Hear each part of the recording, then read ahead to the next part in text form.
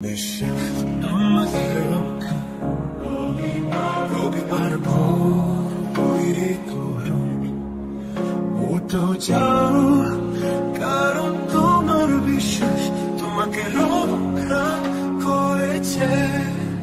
প্রভু আমার হৃদয়কে নতুন করে সাজিয়েছেন, ঈশ্বরের চিরকালের প্রশংসা করো।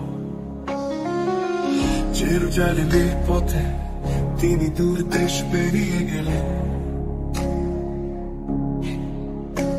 10 জন কুষ্ঠ রোগী বাইরে অপেক্ষা করছিল, বলছিল যিশু প্রভু আমাদের প্রতি দয়া করুন।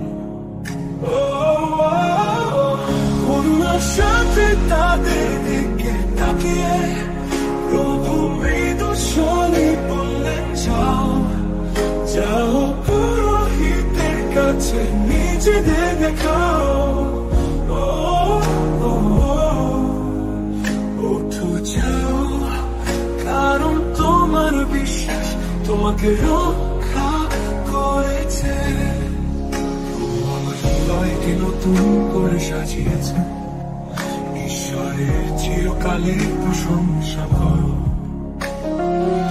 জনের মধ্যে একজন নিজেকে সুস্থ হতে দেখে, সে ফিরে এলো প্রভুর সামনে, নিজেকে প্রণাম করলো, কৃতজ্ঞতার সাথে ঈশ্বরকে আশীর্বাদ করলো। সে একজন পৌত্তলিক ছিল, কিন্তু তার হৃদয় ছিল বিশ্বস্ত, এবং যিশু জিজ্ঞাসা করলেন, অন্য 9 জন কোথায়?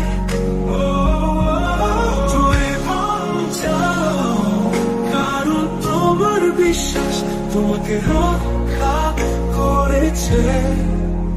ঈশ্বরের অনুগ্রহ তোমার বিশ্বাসে, ঈশ্বরের মহিমা তোমার করুণা। ওঠো এবং যাও তোমার পথে, ঈশ্বরকে ধন্যবাদ দাও, কারণ তোমার বিশ্বাস তোমাকে রক্ষা করেছে।